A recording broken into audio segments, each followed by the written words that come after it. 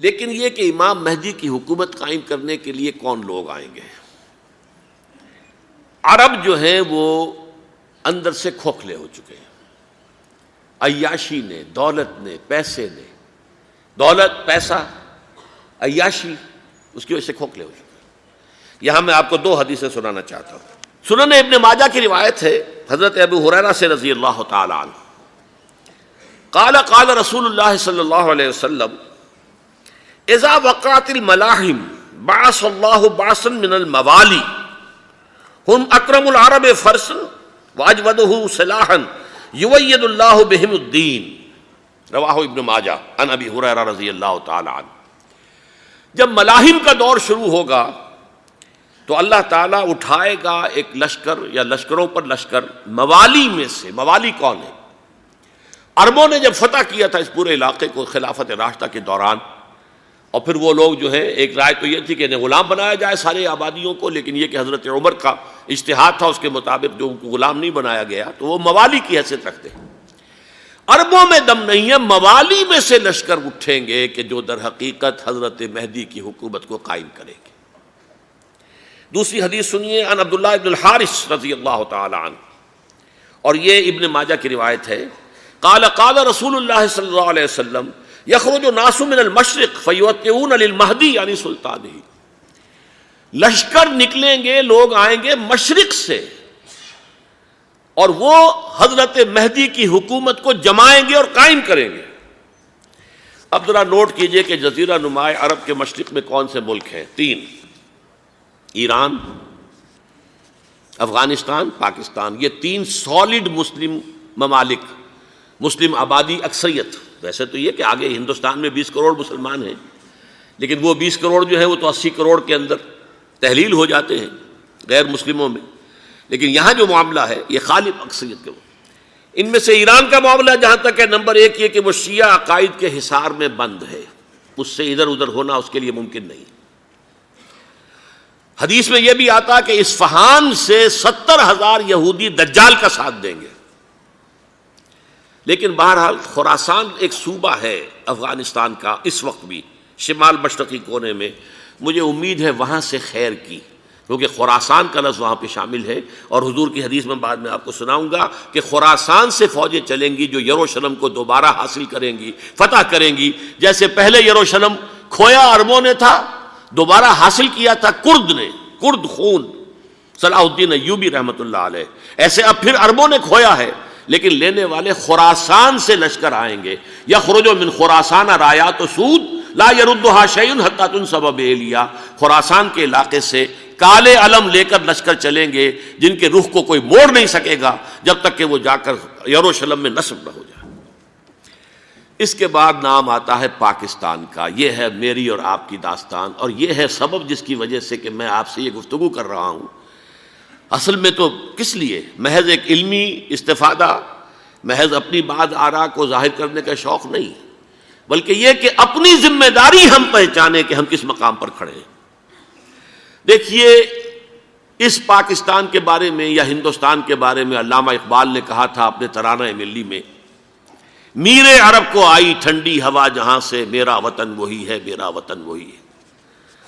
اور مجھے بتایا گیا کہ سنن ابی داؤد میں یہ روایت موجود ہے کہ حضور نے فرمایا کہ ہندوستان کی طرف سے مجھے ٹھنڈی ہوا آتی ہے، اگرچہ مجھے وہ حدیث ابھی نہیں ملی ہے، لیکن حزب التحریر کا ایک کارڈ مجھے ملا تھا، تو اس میں اس حدیث کا اور اس میں ابو داؤد کی روایت کا حوالہ موجود تھا۔ لیکن میں جو چیز آپ کو بتا چکا ہوں وہ یہ کہ الف ثانی کا پورا تجدیدی کارنامہ اس ہندوستان کی سرزمین میں ہوا۔ مجدد الف ثانی شیخ احمد سرندی، شاہ ولی اللہ دہلوی، سید احمد بریلوی، وہ تو ہمارے پاکستان میں آ کر جو ہے ان کا خون جذب ہوا ارض پاکستان میں۔ پھر شیخ الہند مولانا محمود حسن۔ تحریک خلافت چلی تو صرف ہندوستان میں چلی اور کہیں نہیں چلی۔ آزادی کی تحریک چلی پوری دنیا میں، وہ نیشنلزم کی بنیاد پر چلی، ملے نیشنلزم، عرب نیشنلزم، ترک نیشنلزم۔ ہمارے ہاں چلی تو اسلام کے نام پر پاکستان کا مطلب کیا؟ لا الہ الا اللہ۔ پھر پاکستان قائم ہوا معجزے کے طور پر، بلکہ نازل ہوا ہے لیلۃ القدر میں، انا انزلناہ فی لیلۃ القدر، جیسے قرآن نازل ہوا لیلۃ القدر میں، یہ پاکستان بھی نازل ہوا لیلۃ القدر میں۔ اس کا برقرار رہنا ابھی تک معجزہ ہے۔ ہندو یہ سمجھتا تھا، کانگریس سمجھتی تھی کہ جھٹپٹ ختم ہو جائے گا۔ پھر یہ کہ اس کا قرارداد مقاصد کا پاس ہو جانا، مزید بھی اور اضافی دفعات دستور میں آ جانا، اب کمرشل انٹرسٹ کو ربا قرار دے کر حرام قرار دینا، یہ سارے لینڈ مارکس ہیں کہ جو اشارہ کر رہے ہیں کسی چیز کی طرف، معاملہ کدھر جا رہا ہے۔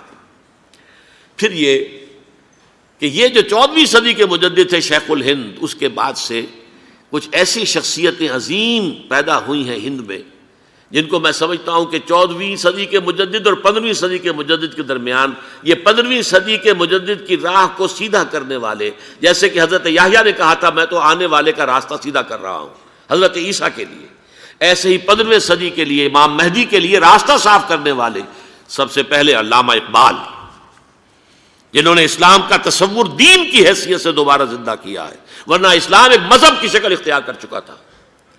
پھر مولانا مودودی، مولانا ابوالکلام آزاد حکومت الہیہ کے نعرے کے ساتھ میدان میں آئے۔ یہ اقبال نے جو تصور پیش کیا تھا اس پر عملی جد و جہد کے لیے حزب اللہ قائم ہوئی۔ نوٹ کر لیجئے 11 برس کا فرق ہے عمر کا علامہ اقبال کے اور ابوالکلام کے، اور 1913 میں جب حزب اللہ قائم کی ہے اس وقت علامہ اقبال کی ملی شاعری اپنے عروج کو پہنچ چکی تھی۔ پھر یہ کہ علامہ اقبال کے بعد تعمیل جو ہے اس کام کی وہ ابوالکلام نے کی، لیکن روایتی علماء کی شدید مخالفت کی وجہ سے وہ بددل ہو کر چھوڑ گئے، کانگریس میں شامل ہو گئے، بساط جو ہے حزب اللہ کی انہوں نے لپیٹ دی۔ پھر مولانا مودودی آئے، انہوں نے وہ ڈور جو ہے اس کا سرا تھاما، جماعت اسلامی قائم کی حکومت الہیہ ہی کے قیام کے لیے۔ اگرچہ میرے نزدیک یہ کہ وہ انتخابی اور ایک قومی سیاست کی ایک جماعت بن کر پاکستان میں جو ہے دلدل میں پھنس گئی ہے، اب ہم اس کی کوشش کر رہے ہیں، تنظیم اسلامی اور یہ تحریک خلافت جس کے تحت یہ جلسہ ہو رہا ہے، یہ ساری چیزیں وہ ہیں کہ آپ کو سوائے پاکستان کے اور کہیں نہیں ملیں گی پوری دنیا میں۔ معلوم ہوتا ہے کہ پاکستان کو بہت بڑا رول پلے کرنا ہے اس میں، اور اس کے ساتھ اب جمع کر لیجئے افغانستان کی عمارت افغانستان، اسلامی عمارت افغانستان قائم ہو چکی ہے۔ یہ پچھلے 20 سالوں میں جو کچھ وہاں ہوتا رہا ہے اس سے پہلے تصور نہیں ہو سکتا تھا۔ علامہ اقبال کے فرزند بھی دیکھ کر آئے ہیں، تو اگرچہ وہ خود میں سمجھتا ہوں کہ خاصے انہیں آپ لبرل کہیں، آزاد خیال کہیں، لیکن اس درجے متاثر ہو کر آئے تھے کہ انہوں نے یہ کہا افغانستان میں جو میں نے حالات دیکھے ہیں کہ اگر 2-4 اور مسلمان ملکوں کے اندر یہ نظام قائم ہو جائے تو پوری دنیا مسلمان ہو جائے گی۔ یہ سب کچھ کیسے ہو رہا ہے؟ یہ آنے والے دور کی جھلکیاں ہیں۔ Coming events are casting their shadows before. یہ سب بتا رہے ہیں کہ پاکستان افغانستان کو مل کر اس میں کوئی عظیم رول پلے کرنا ہے۔ اور اس کے ضمن میں اب میں علامہ اقبال کے بارے میں آخری بات کہہ رہا ہوں۔ علامہ اقبال کے بارے میں عام یہ خیال ہے، انہوں نے اپنے خطبات میں مہدی کا اور نزول مسیح کا، حالانکہ میں کل پڑھ رہا تھا مولانا سعید احمد اکبر آبادی رحمۃ اللہ علیہ کا ایک مقالہ ان کا کہ علامہ اقبال نے ابن خلدون کے بارے میں یہ کہا ہے کہ مہدی کا اور نزول عیسیٰ کا دونوں کا انہوں نے انکار کیا ہے، حالانکہ ابن خلدون نے نزول عیسیٰ کا انکار نہیں کیا، صرف مہدی کا انکار کیا ہے۔ بہرحال علامہ اقبال نے خطبات میں انکار کیا ہے، لیکن یہ کہ اپنی شاعری کے اندر میں چیلنج کرتا ہوں کسی بڑے سے بڑے اقبال شناس کو، ان کا یہ شعر ذرا سنیے: خضر وقت از خلوت دشت حجاز آید بروں، کارواں زی وادی دور و دراز آید بروں۔ خضر وقت، امام وقت، رہنمائے وقت، قائد وقت، خلوت دشت حجاز، حجاز کی صحرا کی کسی خلوت گزینی سے نکل کر باہر آئیں گے۔ میں حیران ہوتا ہوں علامہ کے اس فکر پر اور اس مصرے پر۔ یہاں انہوں نے شیعہ اور سنی دونوں کے کانسیپٹ جمع کر دیے۔ شیعہ کا کانسیپٹ یہ چھپے ہوئے کسی غار میں وہاں سے برآمد ہوں گے، اور ہمارا کانسیپٹ میں ام سلمہ رضی اللہ تعالیٰ عنہ کی حدیث سنا چکا، چھپے ہوئے ہوں گے وہ وہاں پر، مدینے سے نکل کر آ کر مکے میں چھپ جائیں گے۔ اس خانہ جنگی کی حالت میں لوگ ان کی طرف دیکھ رہے ہوں گے، سوچتے ہوں گے انہیں میدان میں آنا چاہیے، کوئی پارٹ پلے کرنا چاہیے، امت کی رہنمائی کرنی چاہیے، لیکن وہ چھپیں گے، وہ کارہ ہوں گے، وہ اس ذمہ داری کو قبول نہیں کرنا چاہیں گے، جا کے چھپ جائیں گے مکے میں، وہاں سے مکے والے انہیں نکالیں گے، اور وہ کارہ ہوں گے، انہیں بالکل یہ پسند نہیں ہوگا کہ یہ ذمہ داری اٹھائیں۔ تو خضر وقت از خلوت دشت حجاز آیت بروں، کارواں زی وادی دور و دراز آیت بروں۔ کارواں جو چلے گا ان کی مدد کے لیے اس وادی دور و دراز، اس زی عظیم وادی دور و دراز، یہ وادی سندھ ہے۔ وادی سندھ جو ہے ہم سمجھتے ہیں کہ صرف یہ پاکستان اور پنجاب جو ہے یہ اس میں شامل ہے، سندھ اور پنجاب نہیں، افغانستان کا پورا مشرقی علاقہ اس میں شامل ہے۔ جیسے دریائے جہلم سندھ میں جا رہا ہے، جیسے دریائے گلگت سندھ میں آ کر ملتا ہے، جیسے دریائے چناب اور راوی اور جہلم اور یہ سب جا رہے ہیں اور آ رہے ہیں، اسی طرح دریائے کابل کہاں سے آ رہا ہے، دریائے گومل کہاں سے آ رہا ہے، ٹوچی کہاں سے آ رہا ہے، یہ سارا جو ہے ڈرین جو ہو رہا ہے ایسٹرن جو ہے پارٹ آف افغانستان، یہ سب وادی ہے۔ اس وادی کے یہ دو حصے ہیں، ایک حصہ جو ہے یہ ادھر پاکستان میں ہے اور اسی وادی کا دوسرا حصہ جو ہے وہ افغانستان میں ہے۔